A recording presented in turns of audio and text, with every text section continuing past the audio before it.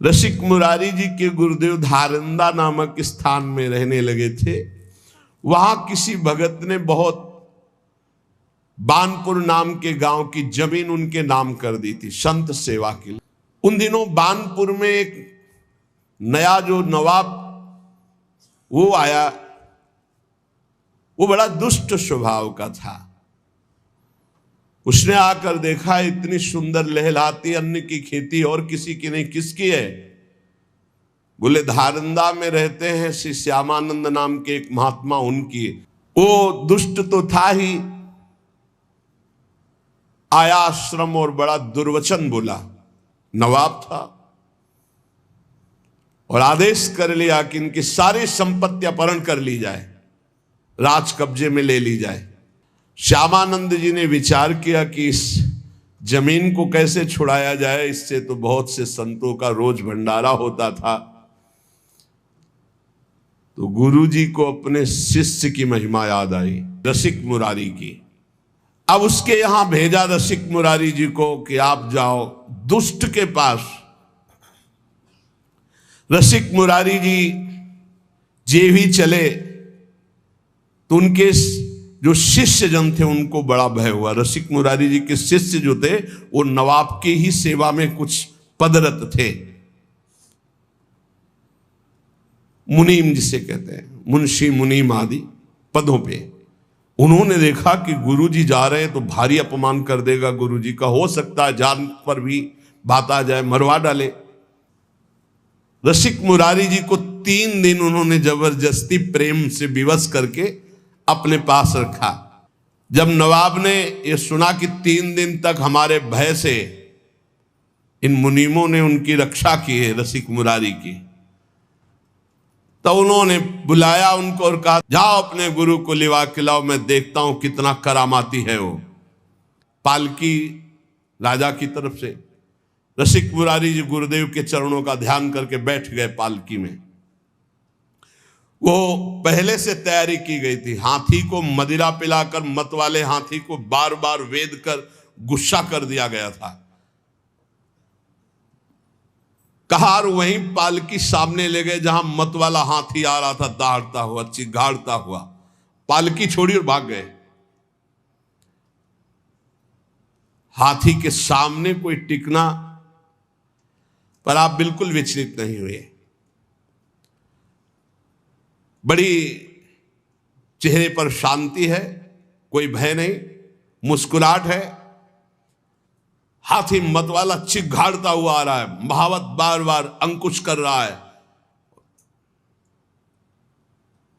नजदीक गए, ऐसे हाथ फेर दिया, कृष्ण कृष्ण कृष्ण बोलो, कृष्ण कृष्ण बोलो।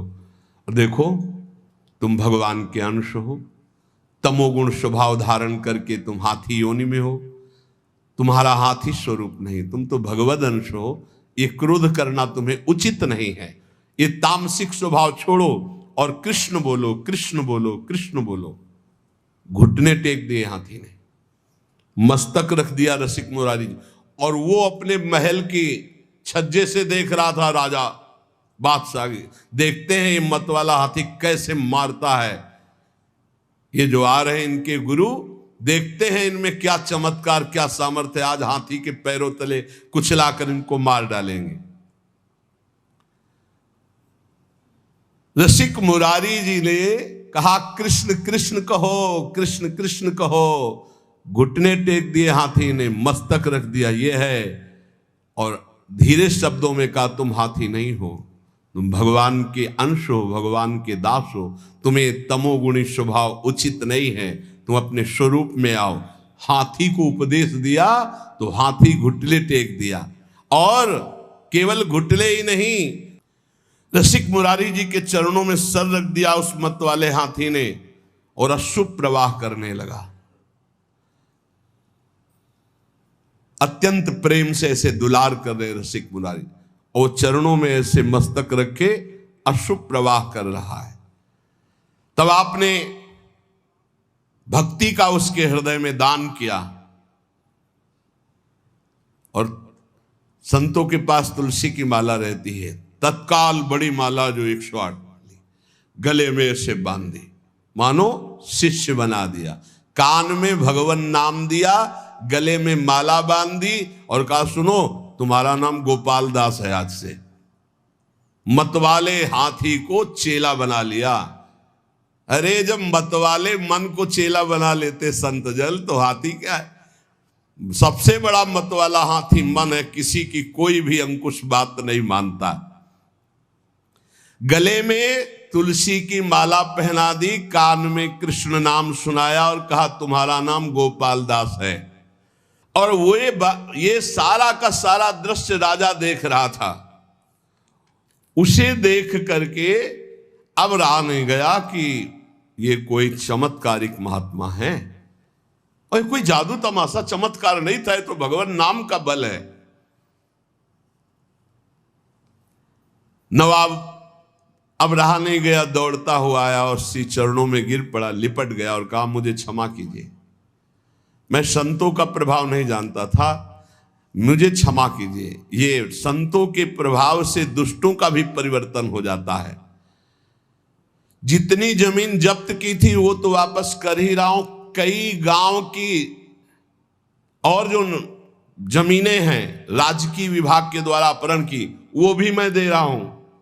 वो जमीन दी और कई गांव की और जमीन दी, और हाथ जोड़कर बोला कि मेरे बड़े भाग्य उदय हुए, मेरा पुण्य का पाशा पड़ गया, क्योंकि आप जैसे महान संत के दर्शन हुए। रसिक मुरारी जी ने कृपा करके गजराज का नाम गोपाल दास रखा, भक्त गोपाल दास। अब वो गजराज पीछे पीछे जैसे गाय के पीछे बछड़ा चलता है, ऐसे रसिक मुरारी के पीछे पीछे चल पड़ा। अब तो बड़ा आनंद, संत सेवा होती, प्रसाद जूठन मिलती गजराज गोपाल दास जी को, बड़ा भाव। संत समाज जो संतों को देखते ते ही आगे के पैर तोड़कर घुटने के बल होकर प्रणाम करते हैं। वैष्णव है, चेला है रसिक मुरारी जी के, गोपाल दास नाम। जहां किसी संत को देखते बस घुटने टेक देते और माथा रख देते।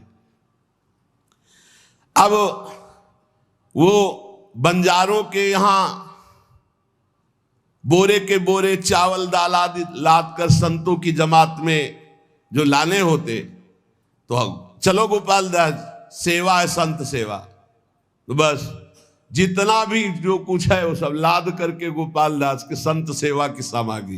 कैसा जीवन बदल गया, संतों की जूठन पाते हैं और संतों की सेवा में। एक बार सभी बंजारे मिलकर गोपाल दास जी के गुरुदेव श्री रसिक मुरारी के स्थान पर आकर कहा, ये गोपाल दास जी हमारा माल छान जाते हैं, अब लाना एक बोरा है तो एक बोरा वहीं साफ कर दिया, उठाया और सब पा गए और एक बोरा लाद करके ले आए, तो बोले घाटा तो हमारा हो ही जाता है। गोपाल दास जी का नियम था कि कभी स्थान में कोई विशेष महोत्सव भोज भंडारा हो, संतों की पंक्ति हो, तो जब सब संत भोजन पाके उठ जाते थे तब आप वहां जाते और चाटते थे संतों का शीत प्रसाद। कितना सौभाग्य हो, भाग्य। रसिक मुरारी जी ने कहा कि देखो तुम वैष्णव हो गए हो, सब तुम्हारे आचरण ठीक है, लेकिन एक आचरण गलत है। तुम जो वहां लेने जाते हो उतने लिया करो, तुम ज्यादा दूसरा बोरा का अन्न क्यों खा जाते हो? और एक तो अमनिया है, वैष्णव को अमनिया नहीं खाना चाहिए। तुमको आज से अमनिया नहीं खाना और ऐसे नहीं लेना, जब तक मिले ना प्रसाद तब तक नहीं पाना। गोपाल दास जी ने उसकी समझ में आ गया। श्री रसिक मुरारी जी ने कहा, बेटा जबरदस्ती कुछ भी खाना है पाप है। वैष्णव का ऐसा नहीं संस्कार होता है कि किसी के खेत में गए हो, किसी की दुकान से सामान, ऐसा नहीं। गोपाल दास जी ने घुटने टेक करके ऐसे गलती मानी कि मानो क्षमा कीजिए गुरुदेव, आगे से कभी ऐसी गलती नहीं होगी। अब तो संत सेवा में और भगवत उच्छिष्टामृत में बड़ी रति हो गई गोपाल दास जी की, जो हाथी गजराज थे। सब संत इनको खूब दुलार करते। चलो गोपाल दास आज वहां चलते, सूंड में चढ़ाया, पीठ में बैठा लिया, संत सेवा। घुमा घुमा के, और संत भी बड़े मौजे, 5-5 10-10 संत बैठ जाते, गोपाल दास जी घुमा रहे। कितना सौभाग्य प्राप्त हो रहा है। गोपाल दास जी का संत सेवा का बड़ा चाव, जैसा संत आदेश करते वैसा ही करते। ये कोई बड़े भाग्यशाली जीव होंगे जो ऐसा सौभाग्य प्राप्त हुआ। नहीं, संत सेवा में अनुराग होना बड़ा कठिन है। कोई संत कहते, भाई गुरु भाई गोपाल दास, आज फूल गोभी पाने का मन है। गए बाजार में, गए,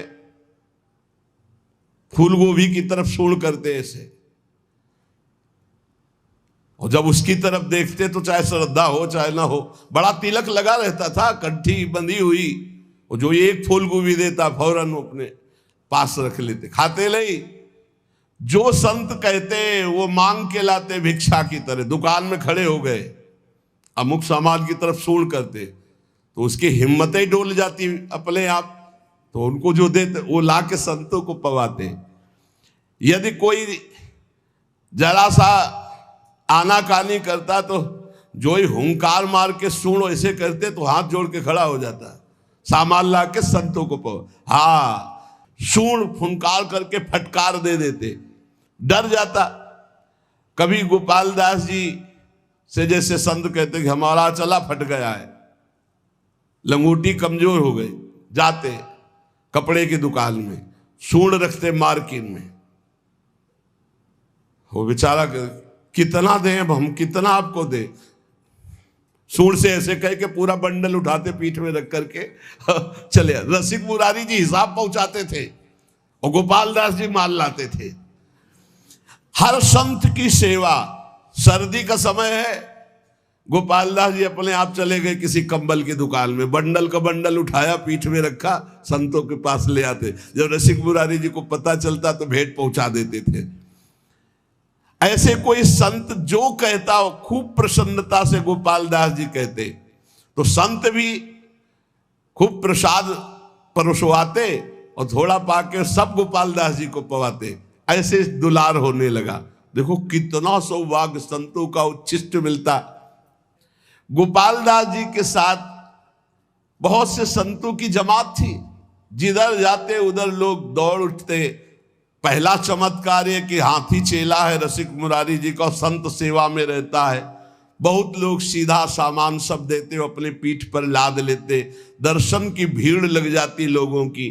चारों दिशाओं में आश्चर्यजनक चर्चा चली कि गोपाल दास जी एक वैष्णव है और संत सेवा में रहते। गजराज बंगाल का सूबेदार, उसको जब पता चला ऐसा चमत्कारिक आज्ञाकारी हाथी है, तो उन्होंने पकड़वाने के लिए आदमी नियुक्त किए। पर जो नजदीक आता तो अपने स्वरूप में आकर के दंड दे देते, सूंड में फंसा के दूर पटक देते। जान से तो नहीं मारते पर किसी काम का भी नहीं रखते। गोपाल दास जी, हाँ, तो जिन मुँह मारा तिन मैं मारे, ये सिद्धांत है, सेल्फ डिफेंस। हाँ, तो सेल्फ डिफेंस में गोपाल दास जी जितने आते उनको। अब जो सैनिक आए थे वो वापस चले गए लद लुद के, बोले महाराज वो हाथी पकड़ में आने वाला नहीं है, भागवतिक शक्ति से संपन्न। बहुत स्वर्ण मुद्रा पुरस्कार में रखी गई कि ऐसा हाथी बंदी बनाकर हमारे पास लाया जाए। तब उनमें से एक के दिमाग में आया कि साधुओं को नहीं मारता है, आसपास टहलते रहते। तो एक दुष्ट साधु वेश में, साधु वेश में, वो केवल साधु वेश बनाया गोपाल दास जी को पकड़ने के लिए। दुष्ट था, छलिया कपटी पाखंडी, वो वेश साधु का बनाकर गोपाल दास जी के सामने आया। गोपाल दास जी ने घुटने टेक दिए। ये वेशधारी के सामने ये देखो कितना बड़ा प्रभाव। अब उसने गोपाल दास जी जब घुटने टेक दिए, तत्काल उसने बंदी बनवा लिया आदमी उनके थप, और गोपाल दास जी को ले गया। वहां जब ले गया तो जल और भोजन आदि अर्पित किया। एकदम नहीं खाया, क्योंकि संतों का जूठन, भगवान का प्रसाद पाने का गुरुजी ने नियम दिया है। कई दिन हो गए न अन्न लिया न जल लिया, क्योंकि प्रसादी नहीं है वहां। सूबेदार के कहने पर बिल्कुल ना अन्न न जल, कुछ भी जब नहीं खाया तो सलाह ली कि क्या है, तो उनका शायद ये भगत है, इसको गंगा जी में ले जाया जाए तो शायद गंगा जल पान कर ले, नहीं तो ऐसे तो प्राण निकल जाएंगे, काफी दिन हो गए कुछ खाया पिया नहीं। तो जे ही गंगा जी ले गए तो गंगा की जलधारा में खड़े हुए गुरुदेव का ध्यान किया, अपने शरीर को छोड़ दिया। ये गंगा जी में जाकर देखो क्या सदगति हुई। एक कहां तमोगुणी हाथी शरीर और कहां इतनी बड़ी निष्ठा कि गुरुदेव ने कहा कि बिना भोग लगाए अमनिया नहीं पाते, तुम बंजारे के यहां से अमनिया नहीं, ऐसे नहीं पाया। उस दिन से छोड़ दिया था, जल और प्रसाद ही पाते जो भगवद अर्पित, अन्यथा नहीं। अब वहां कहां भगवद अर्पित वैष्णव का मिले, इसलिए जब उनको विचार करवाया गया कि वैष्णव शायद ऐसे ना पिए तो गंगा जल तो पी लेगा, भगवान का चरणामृत है गंगा जल, तो गंगा जी में ले गए। तो वहीं खड़े होकर गुरु जी का ध्यान किया और जोर से पुकारा कृष्ण, और अपने शरीर का त्याग कर दिया। अर्थात भगवत प्राप्त महात्मा की जो सदगति, वही सदगति गोपाल दास जी की हुई।